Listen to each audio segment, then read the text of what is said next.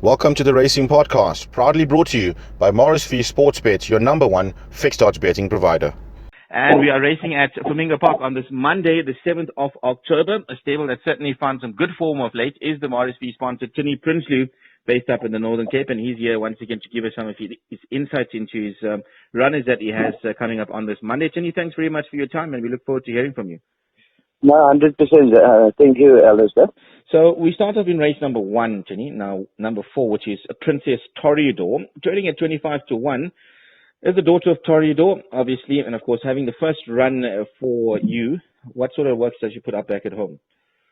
Princess Toreador shows me a little bit of speed. Very small filly, but very gutsy. I really think she's going to need the run, she will be running green, I think, and let's hope for the season. Yes, one to follow next time out. I think first time out she will be enjoying it, Perfect. And then we move on to race number 2. Now this is the Pinnacle Stakes. Over the 1,000 meters, you've got this individual, number 2, Our Moon Shadow. The gelding has done really well for you. Now, he comes into the race pretty well weighted. He looks the one to beat, I suppose, with jockey, Apprentice Cabello aboard. Definitely. Our Moon Shadow is doing really well at home, and I can't fault him on his work.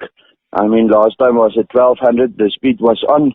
He ran third, but back over 1,000. I think he got a huge chance to winning it, And then there's the mare, Top Salute. Colin Story rides. Now, I suppose she needs to do a bit to beat the stable companion. She finished well tailed off in her last start. Definitely. Top Salute is looking for much further. I'm just giving her a run over 1,000. So, the following week she's over 1,400, more distance suited. And I hope she's running well there, And then we move on to number 13, What is Sarah? Now, she is taking on some really, really hard-knocking sort. She's taking on the boys. I suppose a tough task for her, but could earn a check.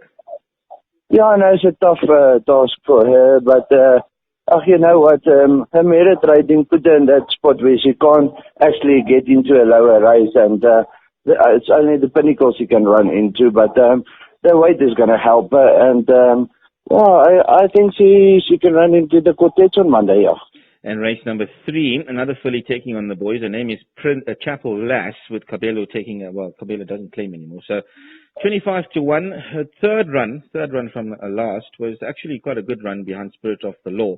And putting in a run like that, she must have a chance to earn a check as well.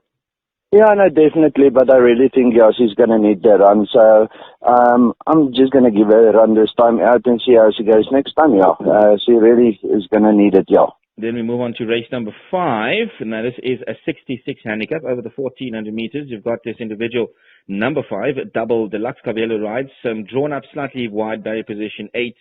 And that last run was actually quite a decent run behind the Tigre, back up to the 1,400. A Double Deluxe. He had quite a bit of racing in the past, and I think of this break now, he should run a very good race. I like him for a good each-way chance in this race, And then you've got number 12, Mr. Tinsel. He's a horse that needs to get a lot to go his way, to be fair. And I think that last run, definitely not himself. He's the type of horse who wants to go to the front and he wants to stay in front. If something passes him in a race and go in front of him, he doesn't like it. So I just hope he can get out there and have a nice spot, and maybe he runs to the line, And then you move on to race number 6. Now, you got a very strong hand here. You start off with number 3, Mr. Money, jockey Muzieni aboard. I thought desperately unlucky in his last start. No, he was unlucky.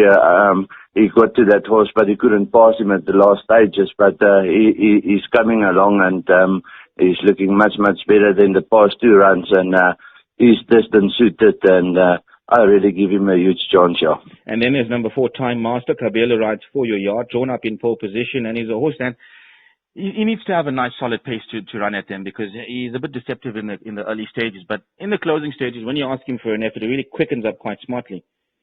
Definitely. He's a horse. He just want to relax in the race. But once he turns for home, he can really turn it on. And I hope the 2-2 is not too far for him, but I don't think so. His mother won over further. And Pomadora also won over further distances. And I think it should suit him, And I like him very much. He's working well. He looks well. And I can see he's eager for a race, yeah. Race number 7, this is the fillies in May 79. Over the mile, you've got number 3, Haria, the filly from your yard.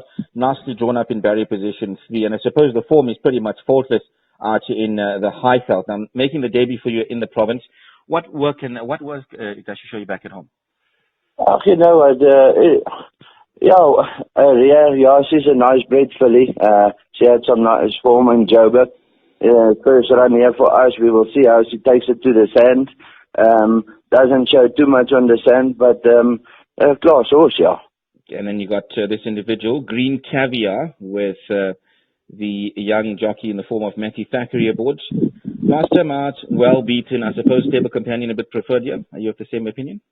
Yeah, no, you know, Alistair, no, she's a very nice filly. I mean, she got here, she ran fourth over 1800. We put the straight back over 1300. It was too short and the speed was on that day.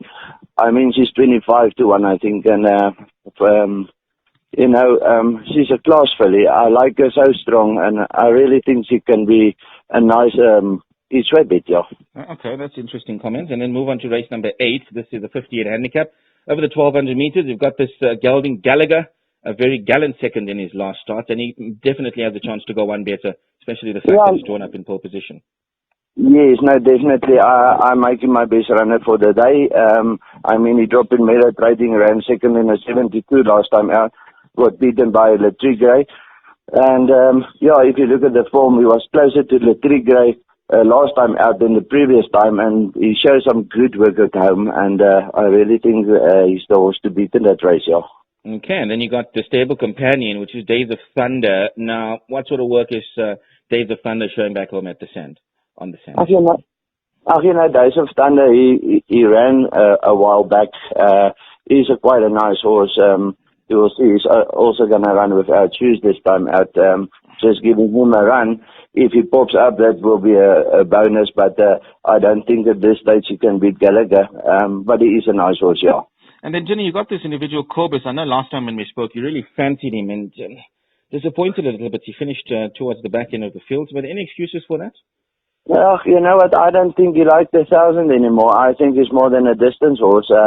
He pulled up a little bit short last time out on his near 4, and we treated that. And yeah, you know what, Alistair, once he gets into this race, if he can get to the front, yeah, he will run a good race. But still, to say Gallagher is my first choice of the day, yeah. Absolutely fantastic. We got your best bet, Tienie. All the best for your runners coming up on this Monday.